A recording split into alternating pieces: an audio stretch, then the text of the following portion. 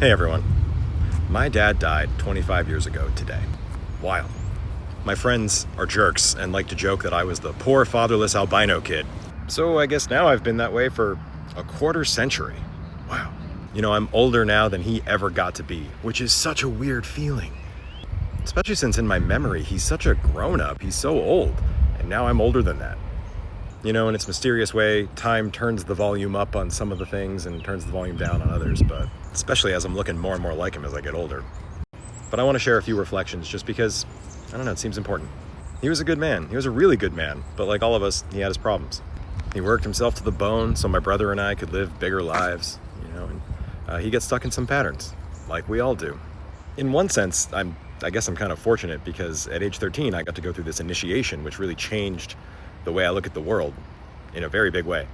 I would never have wished it, but I definitely wouldn't be who I am if things had gone differently. All this gave me a perspective on death and time and life and how fleeting it is and how important it is and how grateful we should be for what we get.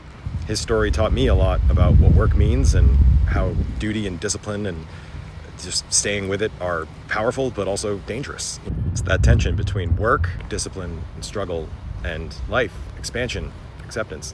I think one way to read the hero myths is that the hero is all of us trying to beat the default patterns of human nature. In a lot of traditions, we're not even supposed to have this, right? This creates a lot of problems.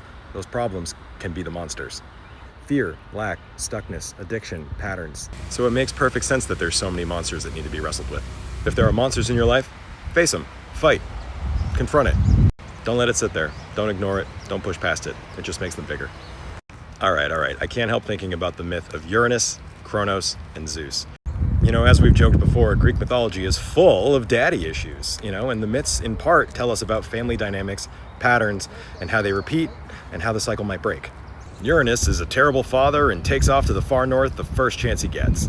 Kronos is the god of hard work and discipline and time and never enough and death.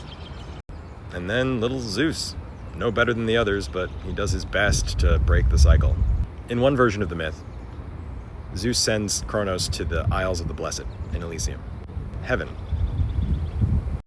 Anyway, I hope that was interesting. I hate it when people overshare on social media, but I don't know, this felt important. So remember to be your own hero, face your monsters, and if you can, help others face theirs.